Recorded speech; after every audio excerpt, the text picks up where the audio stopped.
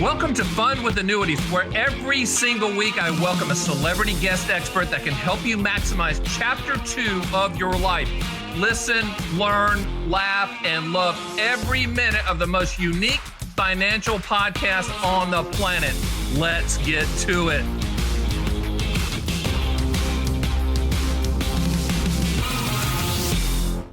Welcome to Fun with Annuities. I am your host, Stan the Annuity Man, America's annuity agent, licensed in all 50 states. So happy that my guest has rejoined me again, the infamous Marty Parlato. And you can find him at lighthouseretirement.com. That's all one word. But if you've heard him before, boys, strap in because this is going to be a fun one. I'm dying to hear what he has to say about all the craziness going on in the world. Marty, welcome back to Fun with Annuities. Thanks, man. Welcome back to Florida. Hope you're enjoying Las Vegas. Vegas is good. You know, I run in between Vegas and Florida, but as you know, I don't drink, smoke, gamble, or chase women. So that kind of married 35 years. So that kind of eliminates most of Vegas, but except for the food, which I love the food. So it sounds like you're a candidate for a cruise. A land cruise, albeit. There you go. Well, you look good. I'm very interested just to hear your take on things. So I'm just going to let you go and fill in the people on, you know, at the time of this taping, you know, we're about a week out from the time it goes live.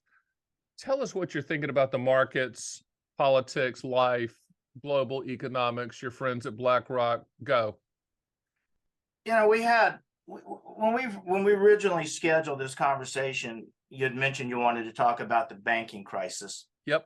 And as we sit here today, we're in the middle of our annual will Congress not default on our debt conversation, which I got to be honest with you, I'm so sick of hearing it. I don't even think about it anymore. Right. I do want to go back and I'll deal with the banking crisis. The one we've got this morning is First Republic, you know, sitting there, you know, I really want to buy a bunch of that stock just to see if somebody steps in and bails them out. The government says they're not, but who the hell can trust the government? Anything they say is a lie. But we did a show on my show, Lighthouse Retirement Hour. You can get it at the Apple Store. And stop for a second, Marty. People need to go to lighthouseretirement.com and listen to Marty's replay of his radio show, which should be national. It's regional. Obviously, it's global on the internet. But the point is, it's one of the best, and I've told him this before, this isn't new to him. It's one of the best financial shows on the planet, and in a perfect world, he is sitting in Jim Cramer's seat. Go. Keep going. And you're right. I don't even mean to be humble or attempt to be humble. You're right. I agree with you 100%. We absolutely nailed the Tucker Carlson firing. I said last week they should have, in proper order, fired Hannity, fired Ingraham. And I really like Tucker, but he was caught with his pants down lying, and probably they all needed to go. Now they have a question of what are they going to do. So going back to SVB Bank, what we said on my program is that it's a question of woke. So you got to go back and look at Mary Daly. So who is Mary Daly? She gets to vote next week on whether we have higher interest rates, potentially more inflation, potentially break the economy, potentially crush the economy. And she's the singular sole responsible person for the default of the SVB Bank, because as Federal Reserve President for San Francisco, it's her job to manage that bank. And then periodically she gets to go on what we call sabbatical, and she gets to go vote, and she gets to go to, you know, to Wyoming and everything, and go on vacation and meet with the Fed and, you know, hobnob with the hoi polloi. But she didn't do job one. So if you know who Mary Daly is, you'll understand what's wrong with woke. Some woke socialist Democrat appoints her to the San Francisco Federal Reserve, and now all of a sudden her total incompetence is showing, and she broke the bank. She raised the interest rates that caused those bonds inside the bank to be in default. She failed to supervise the bank, and the entire cabinet of Joe Biden and this doesn't spare the Republicans any criticism because Donald Trump's cabinet was equally as bad, maybe more horrendous. You are now filling these cabinet positions with woke personalities that are entirely incompetent. And then you go, oh no, there's a banking crisis. There's a banking crisis because nobody's paying attention to the banking system. I think what drives me crazy, you know, forget anything about the personal, how they look, what they do. I don't care. I don't care. Love everybody. It's the qualifications. They're not qualified to do these jobs, and they have power to destroy by incompetence. So all of who they are, is irrelevant. But I do think that, unfortunately, those types of things are playing into who's being placed. I got an email from a client yesterday. He says, Marty, why are you such a Chi-Com lover? And I said, Chris, I'm not a Chi-Com lover. I just hate incompetence. I just prefer the way that President Xi runs China, the way that he runs Russia, the way that he controls it.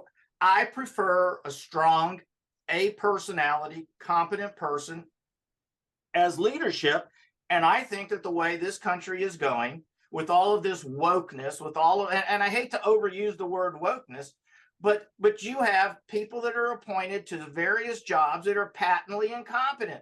You have Jennifer Granholm, totally and completely incompetent in every level. You have Pete Buttigieg, totally incompetent.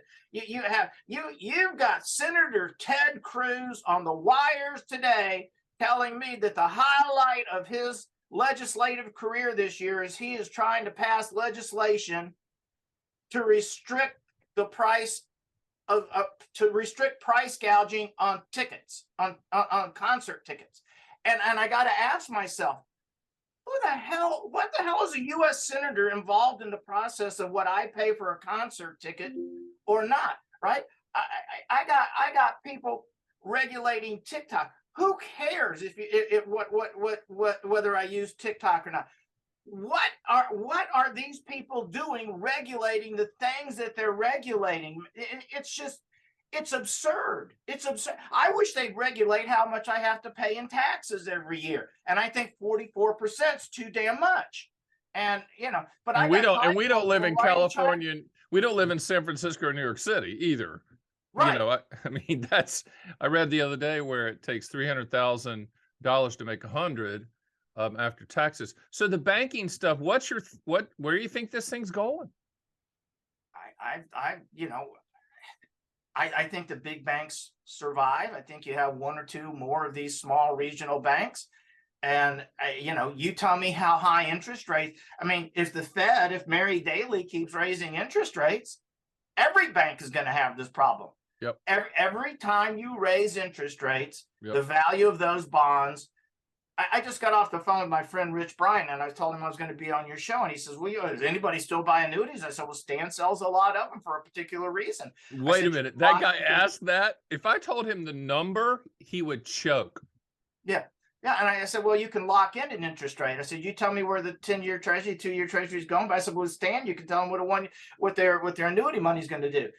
And he said, well, I said, well, you tell me where interest rates are going. You tell me where interest rates are going, and I'll tell you how many more bank defaults you're going to have. It's a situation. It's a difficult situation. With $31 trillion in debt, they keep raising it. It's getting uglier and uglier. It makes our debt much more difficult to service. Absolutely. And then you wonder why China is ascending. We are descending. You've got Europe, there's CMA out there blocking the deal between Microsoft and Activision. And it blows my mind. I said to myself, what the hell? What the hell is anybody in Washington, D.C. doing regulating video games? I don't care how much you pay for a video game. I don't care if Microsoft buys Activision and they raise the price of the game 50%. What do I care? It's not a significant, it's nothing worthy of government to deal with the price of video games. Buy them, don't buy them, I could care less. But that's the minutia that our government deals with because, and I'm going to tell you this, Dan, this might come as a shock to you. A lot of Americans are really, what's the word? Stupid. Really stupid. Oh my God. So You know what? You know what I call them? You know what I call them voters. Yeah. So yesterday, I had a kind of light day, and I'm getting older, and sometimes it's a little hard for me to get cranked up in the morning. So I said, I heard the news that Governor DeSantis, who regulates me and can shut me down in about 5 seconds, got sued by Disney. So it took me an hour, but I finally got my hands on the actual lawsuit, and I read the lawsuit between Disney and Governor DeSantis. So I get a call from my son last night telling me that his employer, Charles Rivers Lab, has gone so woke that they're giving away Disney tickets. Well, they're not really giving them away, but they're charging you $20 a pay period for Disney tickets. And Charles Rivers is about as woke a company, about as bleeding heart Massachusetts liberal company as you can find. And then Linda jumps in, and Chris jumps in, and they're telling me all about. I said, wait a minute, did you actually read the lawsuit from the state of Florida? Because it was written in crayon. It was written in crayon for third graders. If you really read the lawsuit by Disney against Governor DeSantis, it was a tutorial on Contract Law 101. But nobody reads them. And so what's happening in this country, everybody has gotten a side, and yet nobody reads the actual lawsuits. Nobody reads the facts. Nobody knows what they're talking about, right? And that, when you get right down to it, that's what Tucker Carlson, that's what Sean Hannity and Laura Ingraham ended up costing Fox News $800 million for. They were lying about the facts, and none of the American people were fact-checking the reporters. So if you actually read this lawsuit against Governor DeSantis, and I'll tell you this now, and I promise you this, Disney's going to get an injunction in their favor against Governor DeSantis, and his chances of running for president are over. He has already ascended into the position of asinine, just totally asinine, and nobody wants to hear it anymore. Nobody wants to hear anti-business from a Republican, and that's Disney's true. going to win this argument. That's true. Going to win this argument. That's. Last time we were on, Bitcoin was having its issues with innocent until proven guilty, Sam Bankman-Fried. It's jumped here and there. Is this thing being propped up? I mean, I don't follow Bitcoin or the crypto space at all. I just think there's no underlying value. Where do you stand on that? Because I'm sure your clients and potential clients are calling you all the time going, what about Bitcoin? What about Bitcoin? No, they don't. We still call it craptocurrency.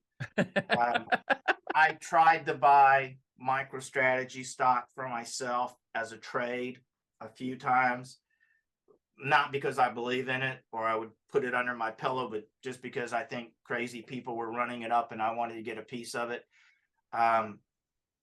We don't follow it. We don't use it. I don't believe in it.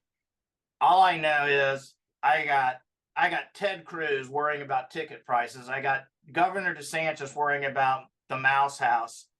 And meanwhile, the SEC has turned a completely blind eye. You got a banking crisis in America, and the SEC has turned a completely blind eye to one of the biggest scams in the history of the world. They're still not regulating that. They're still not regulating. They're still not going in there and doing what they need to do, in my opinion.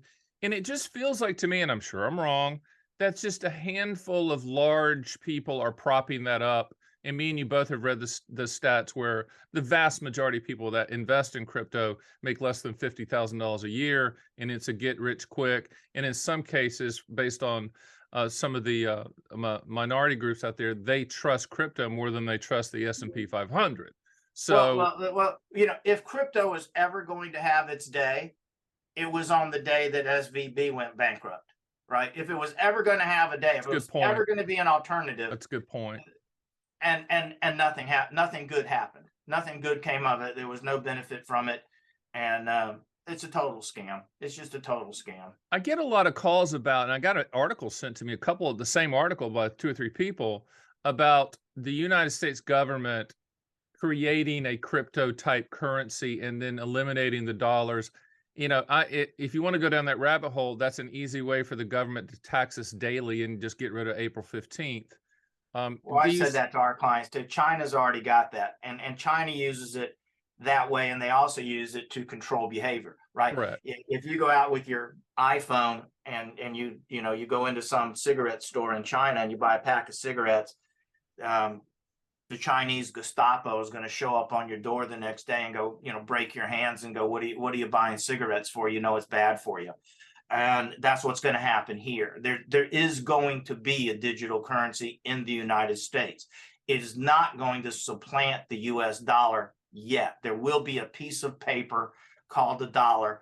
But if you watch the way kids use money, you go down to Disney World and you go buy a Coke or you buy a Pepsi or whatever brand paid to be there, the kids are tapping it with their Apple Pay. Kids are not using credit cards. Zelle, Apple, all that stuff. Yeah, I had a guy that built a fence for me today. So could you PayPal me the money? To this day, I don't know what PayPal does or why it exists, except for another business that Apple was going to knock off and kill. But where it's coming in the United States is, your paycheck is already known to the IRS. Your investments are already known to the IRS. Right. You're going to start making your payments and you receive your paycheck in your electronic bank account. And the IRS is just going to mail you a tax return and say, by the way, thank you very much. We've already withdrawn the money and we've already paid ourselves with your money. And I totally agree. When they talk about the IRS hiring all these agents, I'm like, I don't know why, because we're getting ready to go to this digital currency and it's all going to be real time. There will be no April 15th. There will be no extensions. They'll just tax when they want to tax. It'll be daily, actually. I got off the phone yesterday with our lawyers and we're investigating moving the practice down to Puerto Rico so I don't have to pay $400,000, $500,000 a year in federal income taxes down there. He tells me, you're welcome to come, but the IRS is getting ready to begin to audit those companies down there. And there are a lot of people in my industry basking on the beaches with a machine gun in their hand. Isn't Schiff down there? Peter Schiff's down there? Yeah, that's exactly who he mentioned, was Peter Schiff. I'm going to tell you something. He might be the reason they're coming down there to get the. But then again, you look at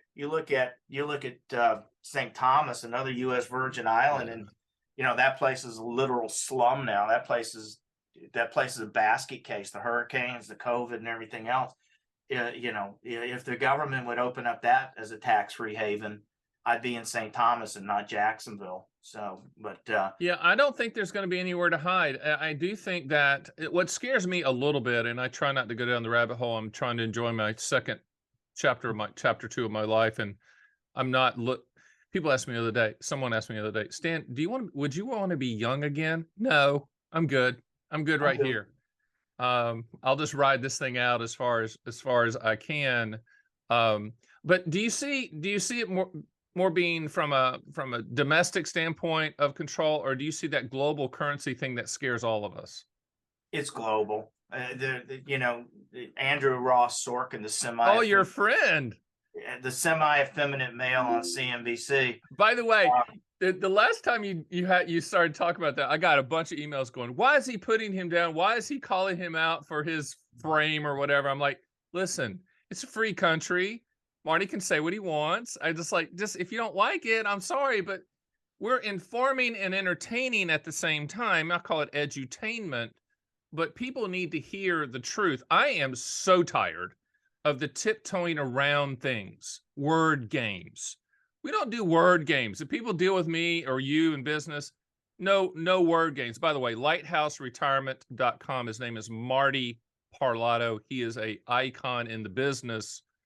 And for whatever reason, he's not sitting on CNBC right now yelling at you, because he should be. So Sorkin was on CNBC today, and he makes the point that the UK, the CMA division or entity of the government in the UK, is the one that banned that denied Microsoft the chance to buy Activision, the CMA. So Sorkin rightly makes the point that the United States seems to have outsourced our antitrust department to Europe, because once Europe makes a decision, it's not appealable. It's non-appealable. So Microsoft now has no choice but to abandon the Activision deal. Whereas Sorkin's point was, really that decision should have come from the United States, because Microsoft is an American company, Activision is an American company. What the hell are we doing letting Europe do our work for us? And that's Wow. it. I didn't know that. What you can't appeal? Not in Europe. There's no appeal. So is that the reason a lot of these larger software type cases are going through Europe? That's the point Sorkin's making. The point that Sorkin's making is that there's an unspoken relationship between the UK and the USA to defer action in the USA and let Europe make the decision, and then the United States is bound to follow that decision. Here's an off talk, because when Marty and I get together, we chat for a little bit before we start recording, and he knows he's a good friend. We just talk. We're just talking. I mean, people always ask me, Stan, who scripts out everything for you? Script? What are you talking about? We don't do scripts. I got a question for you. Do you think college as an industry is a dying industry? I've said for 20 years that the best college to go to is the College of Apple. I think that, and I think this goes to, this is a really interesting question, because you see there's a lot of news today on the teachers union. There's Randy Weingarten chick. And, I was listening to what's left of Fox News last night, and they were talking about the new pronouns in the Vermont schools. It's the human being that makes sperm and the human being that produces eggs. That's the new pronoun for boy and girl, right? That's fantastic. And I got to be honest with you, I'm too old to be involved in the school system, but I go down, where I'm talking about, in Jacksonville Racetrack Road in the morning to go to the office, and I got to go through 4 school zones to get there. And I don't know what these mommies and daddies are thinking. Now, these are the same mommies and daddy that bitch endlessly about the government and taxes and this and that. Sure. And they do nothing, right? The only thing that good came out of COVID is that every little kid's got a bicycle, and that's great. They get a little bit of exercise. But you got these mommies and daddies that are out in their underwear till 9 o'clock in the morning. I don't know where the hell they work. I don't know who the hell lets these daddies come into work this late. But the bottom line is, I don't know why they're letting these kids go to these schools. When what I've said for the longest time is, if I were Apple, I would go out and pay an algebra teacher $1 million a year. I'd find the best algebra teacher money could buy. I'd pay him to teach the best algebra class he could buy, or he could produce. I put an 80-inch Panasonic LED TV in every classroom. I'd hire a parent or two to sit in the classroom and proctor the class. But that's the algebra class every 9th grader, 10th grader in the country would get. And it'd be the best. It'd be the absolute. But to have 5 million teachers all teaching the same crap year after year after year, let's just call the school system what it is: a gigantic daycare center. And it's not even a good daycare center. So, big problem in schools. You got to have college, but come on, we all know that you're overpaying for that too. And the easiest way to become a millionaire is to become a plumber, an electrician, or a heating and air conditioning specialist. Go be a dock builder. Go build a dock. Go build docks, or here's one: do lawn service and show up on time and do a good job.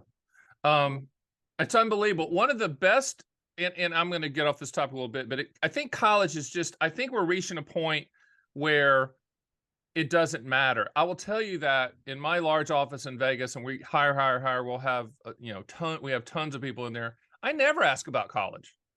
I mean, I have consultants that put them through the ringer and they do the tests and then they get them to me.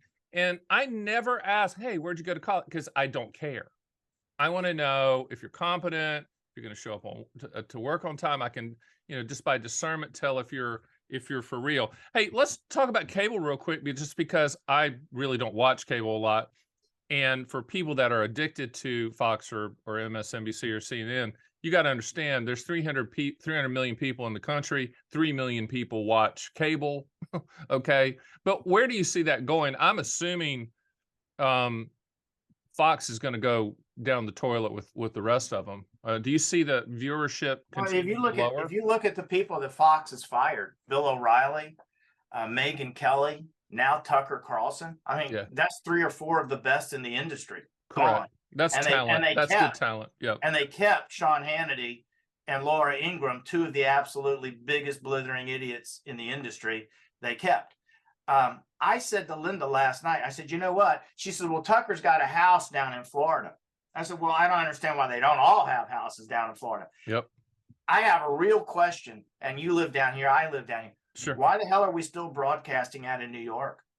I have no idea. Out of Jacksonville. Why aren't we broadcasting out of Miami? Why the hell do I want to watch a bunch of woke morons in New York talk to me and see Times Square? I'd much rather see what's going on in Miami at 6. I don't know why we're still broadcasting out of New York. I don't know why New York's a central hub of media. Well, didn't Citadel hedge fund move to Miami? Yeah, building all kinds of towers. Moved out of Chicago, building all kinds of towers down there. Yeah, big DeSantis supporter, big time. Yeah. And he's warned DeSantis about this Disney nonsense, and DeSantis is not listening. So but yeah, why aren't we doing it? Why aren't we doing the morning news out of Miami? Hey, Marty, what's the bond market looking like to you right now? When you glance at that, I know it's choppy and ugly, and people have found out that bonds can go down in value. They've got a wake-up call. That 60-40% napkin close that Johnny Advisor's giving people, 60% equities and 40% in bonds. They're finding out that that's not safe. I installed the amazing Gemini performance portal over the course it's fantastic. Lighthouseretirement.com, all one word. And so I can see where my clients are, and we are enormously successful. We're far outpacing in most accounts any of the indexes. And no 2 of my clients have the same portfolio, and why would they, right? They all came on at different times. They have different goals and aspirations. So you can't make a blanket assumption of what our returns are, but they're very significant. We dabbled in the bond market, and you know this because I called you talking about bond annuities. We dabbled in it for a few months this year when it got kind of dicey. Rich Bryan just called me a few minutes ago. Said, I still got money over at someplace, 5% for sitting in cash. I said, what are you going to do, Brian? What are you going to do if this is the last interest rate hike? What are you going to do? Microsoft said in their last quarterly call that when this interest rate cycle is finally over, you're going to have a rip your face off rally in the stock market. Now, you've already gotten a bunch of that from Microsoft this year. Microsoft's up another 50 cents this morning, even as we speak.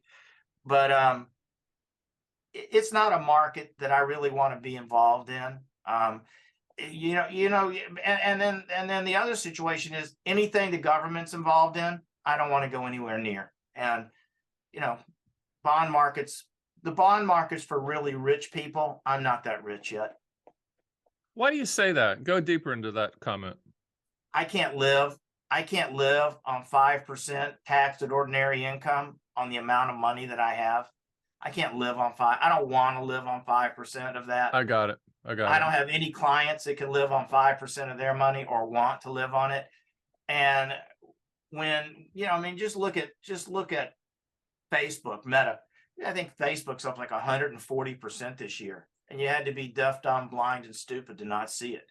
You had to be stupid to not see that opportunity earlier this year when those activists got involved. And I was just writing about it to our clients in our morning commentary. I said, look, we told you that there were activists involved in this company. And more importantly, Mark Zuckerberg said, look, I welcome them, bring them in, instead of fighting them, he said, okay, come in, tell me how to fix what's going on here. Tell me what I got to do. And look at my stock price. I've gone from below $200 to $233 below 100 to $233 today. And all because activists come in and he embraces the change, he embraces the advice, and bada bing, bada boom. And then you got Microsoft. Somehow Zuckerberg runs underneath the radar. And it sounds like you have a respect for him that that he's kind of surfing through I have a this. respect for him in this regard. I was playing tennis 8 or 9, 10 years ago down in Vero Beach at our club, and they were talking about breaking up Facebook then, right? And one of the tennis players said they'll never break up Facebook because where would all of our wives show us pictures of our grandkids? In other words, that's what the women do down at the villages, down in wherever they are. They sit there in the morning while they're playing tennis and they're showing you pictures of their dog and their cat and their kids and their the grandkids on Facebook. Where else are you going to go? People love Facebook. So the same reason they haven't got rid of TikTok yet, right? Are the Chinese spying on us? I don't know whether I assume, and I want and so that's another reason this client sends me this hate mail, says, "Hey Marty, why are you a Chi-Com lover?" Because I think the government screwed TikTok. I think they tried to screw TikTok. That hearing that they had about a month ago was the most prejudiced hearing that I've ever seen. Right? It was an absolute grilling of TikTok, where the CEO of TikTok says, "Look, I'm bringing the product home to America. I'm putting Americans in charge. I'm storing it on the on U.S. cloud services, the same cloud services the U.S. government stores their data on, is being run by Americans for Americans. What else do you want us to do?" And they still haven't broken them up yet, right? Well, they're not going to, because young kids love it, and politicians use it for their reelection and their fundraising campaigns. And so my comment to our clients is, look, when they tell me that, I said, look, I assume we're spying on China exactly the same extent as China is spying on us. I assume we're doing all the things that Russia and China are doing and bad things that they're doing. And if we're not, I'd like to know why we're not doing those things. Because it's naive to assume. I'm sure we are at a higher level. Sure. Probably doing it better. Probably doing a better job. And I'm okay with that.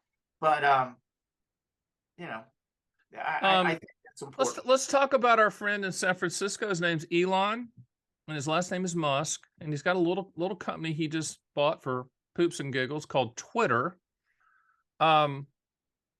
I'm not betting against Elon because I think he's going to make another 100 billion or whatever on the artificial intelligence space. But what's your take on him? Obviously, he's not good politically and he doesn't care, which is good. Do you think Twitter is a buy here from the standpoint of a stock? Do you like it? Do you watch it? I don't use it.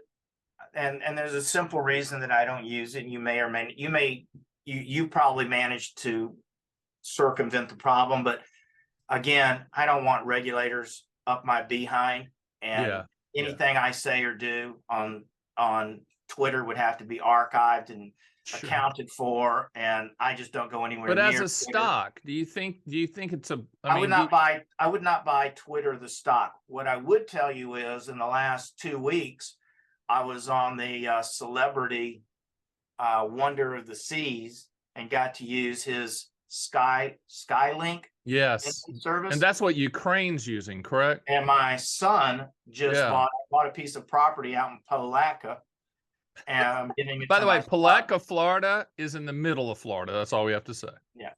And there's no internet out there. But meanwhile, Ted Cruz has time to go around and wonder why we can't buy concert tickets. We still don't have internet in this country, but he's using Skylink out there, and they're sold out. There's like over a year waiting list to get one of these antennas, and then to get on the service is even longer. So, and he's getting 300 megabits in Palatka, which is more than enough to stream what you and I are doing right now. So if you can give me 300 megabits on a satellite and the system's not even up and running, that's a game changer of a technology. And they're using it on all of the cruise ships, which, just so you know, it's cheaper, but you're not going to get a discount on the cruise ship. There's no discount. So that's his killer app that nobody knows about, right? I think that, and his whole, his entire space venture, whatever they call it. He's an alien. Let's just face it. I mean, he goes by a different drummer. He sees the future, I think, a little bit better than most, and he can implement at a large scale. I'm a fan of. He's the only guy that can blow up a rocket, a multi-million-dollar rocket, and call it a success. So we learned a lot from that, you know, and I never talked about it. Hey, Marty, that's the new definition of liquidity. Yeah. Yeah. Well, he's got some. He's got some. He's a But yeah, little. that Skylink's going to be huge. That's an interesting. You know, I was only familiar with the Skylink technology because I think he's allowing Ukraine to use it during all this chaos. Right. Which leads us to Ukraine, Marty. Couldn't care less. Couldn't care less. Do you care less about the billions we're sending? Yeah. I wish we weren't. Don't you know that there's 7 people in Ukraine that have 10 billion apiece somewhere each? Look, you know, that war in Ukraine has become a straight up proxy war for the United States. And somebody made a really intelligent comment yesterday about North Korea, right? North Korea is threatening, you know, we sent nuclear missiles to South Korea yesterday.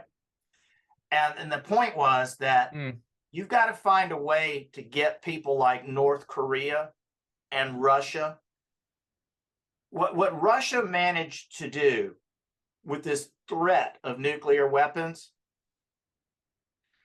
was to effectively stalemate the United States and Europe into letting Russia do whatever they want in the Ukraine. Now you've got that same problem in North Korea. They're afraid that North Korea is going to be able to produce nuclear weapons, which I'm sure they can or will. Sure. Same thing with Iran. And then you're going to have the threats of those nations saying outright up front, if you don't do what I want, or give us your territory or whatever, we're going to nuke you or nuke the United States West Coast.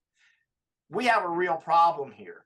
And look, it's not without recognition. It's not less than obvious that gutless cowards like Secretary Blinken, right? A total semi-effeminate male. If you know, nothing wrong with that. Nothing Trump's an A personality, this guy's a Z personality. You know, it's not surprising that countries, you know, are taking advantage of the United States. It's simply not surprising. I would too. I mean, this is China's time to strike. This is, you know, if I could take a shot at Fidelity, I took a shot at Fidelity last week. I said, look, you know, if you look at the Johnson family, they're the biggest Democrat supporters there is. They're the reason for this ESG nonsense. You know, if you don't like ESG, then you should hate Fidelity. If you hate Fidelity, you should move all your business to my account. If I could put the nail in the coffin of Fidelity and drive all that business to my practice, that'd be great. I'd love it. No problem. And that's the way China thinks. And that's why my clients don't understand. That's why they think I'm a China lover. I respect the fact that China is out competing the United States every single day, and they get up with that being their mission in life. And in the United States, you cannot say that it's our mission to defeat China. It's our mission to put down China. It's our mission to be superior it's our mission to be superior to Europe.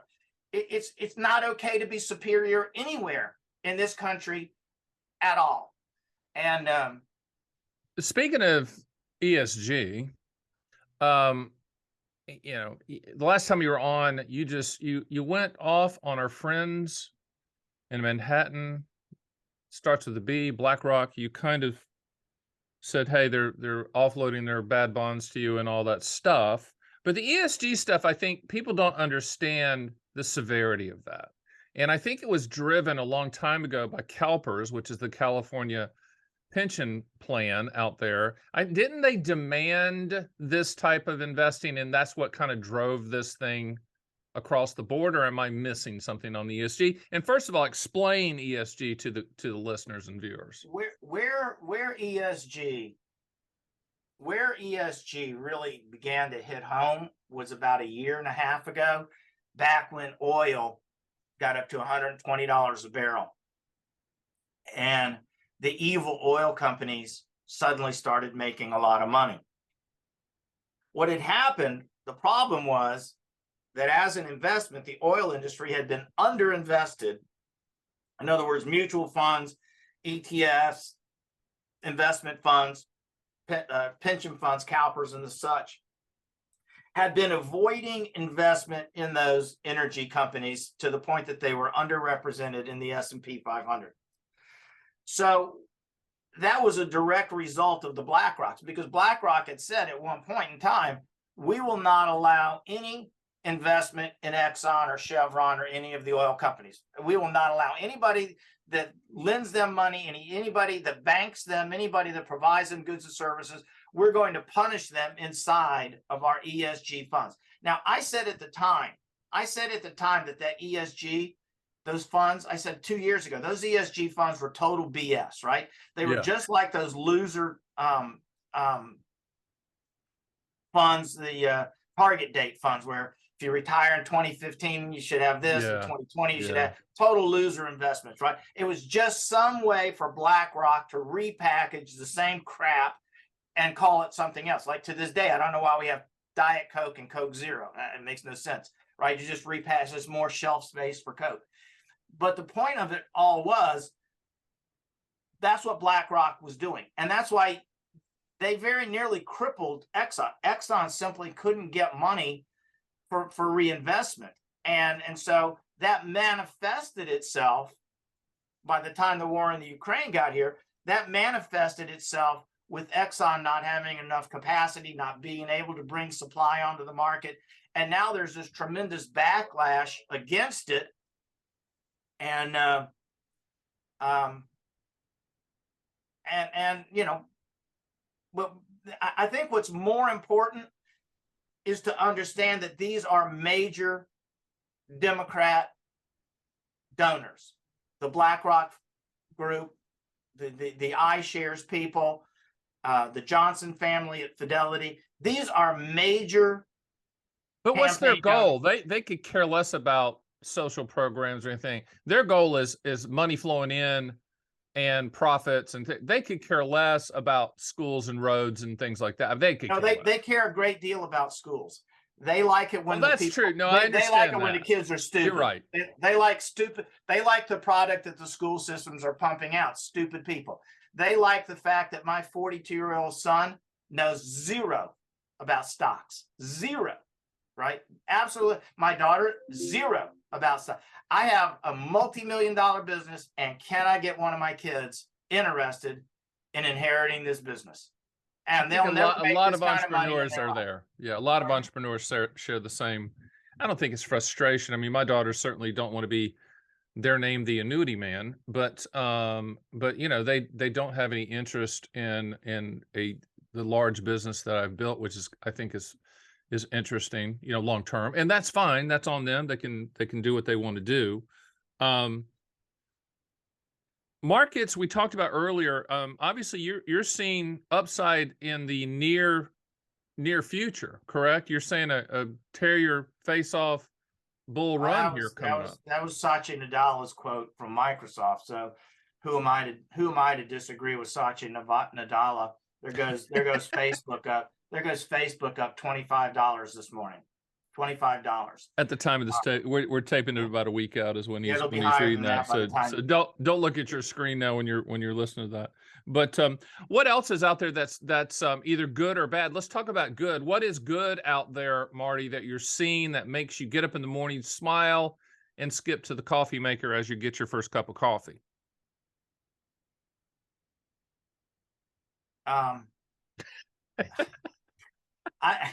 First of all, it's not daylight when I wake up. It's about 3 o'clock in the morning when I head to work. Yep. I'm optimistic. I'll tell you what's good for me and my business. We lost only 1 or 2 clients last year, and we're looking at having added a lot of clients.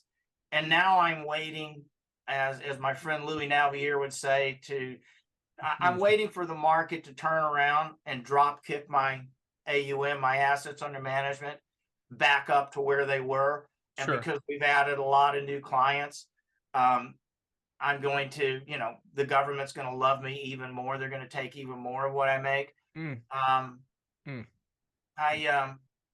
So I'm looking for the market to recover, and it's been pretty clear, Stan. It's the same companies over and over and over again. You know, you look at Microsoft, it's bigger than the entire airline industry in the United States.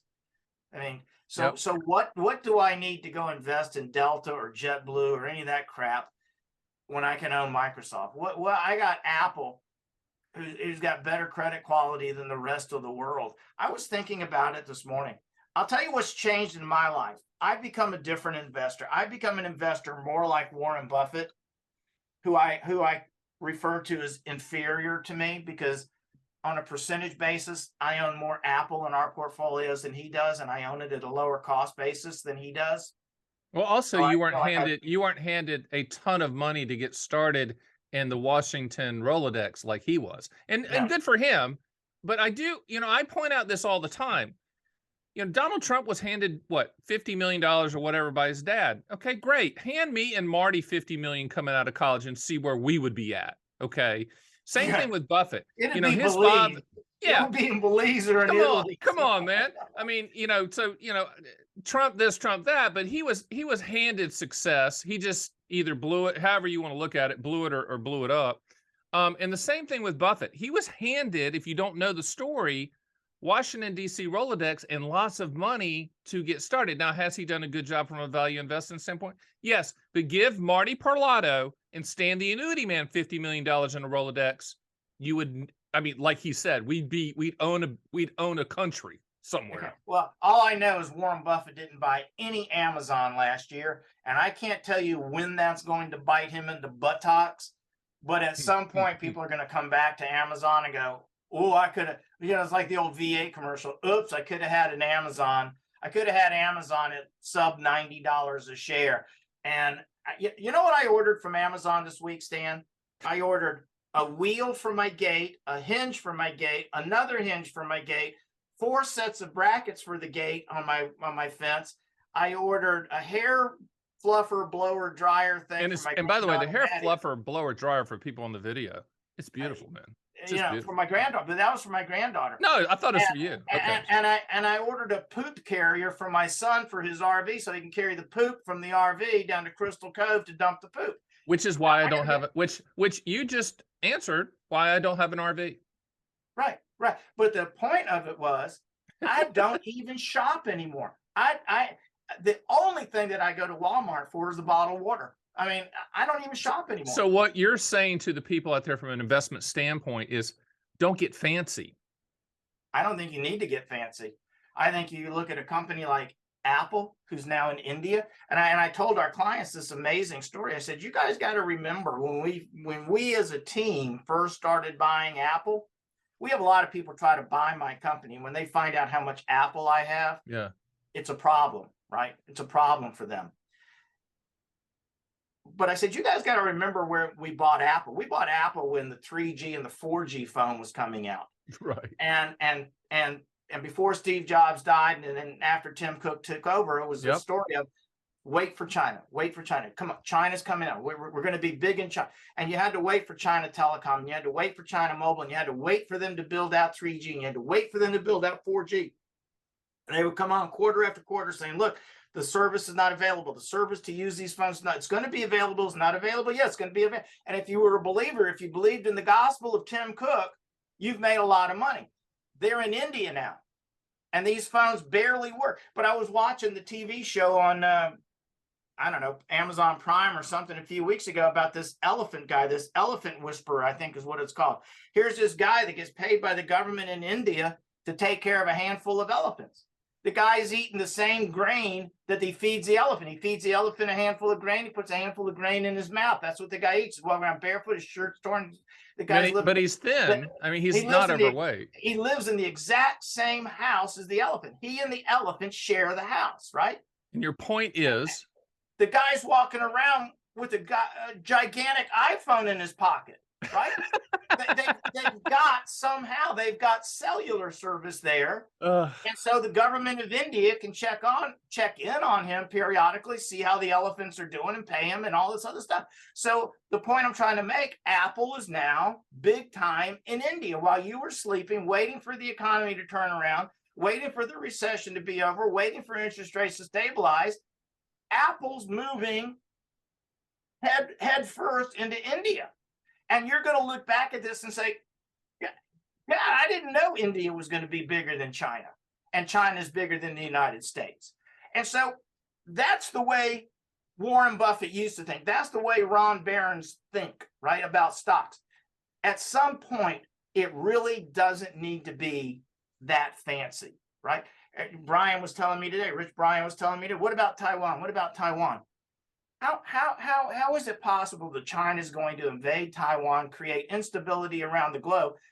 China needs to export its goods and services. They do not need a crisis in the supply chain or a crisis. The United States may drive us into a war with Taiwan, but I doubt that it's going to be China that provokes the United. I doubt that China will be the provocateur. I mean, no one knows, but what's your gut feel? Do you think we get in some type of no conflict? No, I think that if you look at where the rhetoric always comes from, it comes from the United States. Mm-hmm. It does not come from China. China does not retaliate tit for tat with the United States. China presses on, presses on, presses on, presses on, presses on. Keeps building coal fire plants, keeps snubbing their noses at this environmental wackiness. The crazy part about the environmental, I want your take on this as we close this thing up. India and China is like, yeah, whatever on the environment. If India and China is not all in, then why are we all in? I don't know. I mean, everybody asks the same question and we know the answer. And the problem is nobody in America's got the guts to stand up and say this. Well, I don't know. They say it, but they say a lot of things. You say Hillary should be in jail. Okay. Would somebody please go put the handcuffs on her? They say that, that Hunter Biden should be in. Somebody put the handcuffs on the guy. We should be building coal-fired plants. Go ask Joe Manchin why. There's Amazon up $3.12, 3% this morning. He's giving. By the way, I got to tell the tonight. people, Marty, that this is a tape program, so don't look at your screen. So he's just reacting. So they report earnings tonight. So is it an opportunity? I'm a little long term. But see, you're a long term investor. You're not you're talking about skating to where the puck's going to be, not skating behind the puck, as Wayne Gretzky says. I mean, your Amazon, and your Apple story was about skating to where the puck's going to be, in my opinion. It's about, if you looked at the last year, and this is what we've told our clients, even though Apple was down and Amazon was down and Meta was down and Google was down, is look, when this is over, and I should have been over 6 months ago, and it actually was over in October. When this is over, this same cream is rising to the top. You can shake that bottle of milk and shake that cream and mix it all in and disperse it in any way. But when it's said and done and everything settles out, that same cream is rising to the top. Look at Chipotle. Chipotle has sat there studiously and deliberately building out their mobile app, changing their menu, creating healthy food, and it's going to hit $2,000. And if you'd have looked at it in the midst of this recession, depression, whatever you want to call it, if you'd have panicked and sold, if your advisor, you'd have been sorry. Let's call 2022 what it was. It was a wasted year. It was an unnecessarily wasted year, but somebody has to pay the penance for all of that. 40 years of loose money. It's fun. We got to close this out, but I always ask my clients, what, a mic drop moment, but you just did it, which is the cream rises to the top. I think the takeaway from this is look at quality, skate to where the puck's going to be, think logically and pragmatically, and realize that in time, the cream's going to rise to the top. Marty, I just can't tell you how much I appreciate you being on. I want you back on. Listen, I had so many questions. Listen, I got through like 3 of them. There's so many I'd like. And well, you didn't ask me what's the one thing we did right last year. We did not panic. We did not let the media influence our decision. We did not look at CNBC and say, "Oh, those guys know more than me." Which the reality is, we know more than them. There you go. There you I'll go. match our portfolios with theirs every day, any day. I encourage you to go to lighthouseretirement.com, all one word, lighthouseretirement.com. That person on the other end of this podcast, and if you're watching this on the video, that is Marty Parlato, a very good friend who I respect, has one of the best radio shows on the planet. If you go to his site, you can listen to the replays. If you don't believe me, try it. And I really enjoy the time with you, Marty. Thanks to everyone to listening to Fun with Annuities, a really fast-growing podcast in this country on all major podcast platforms and on the Fun with Annuities YouTube channel. I will see you next time.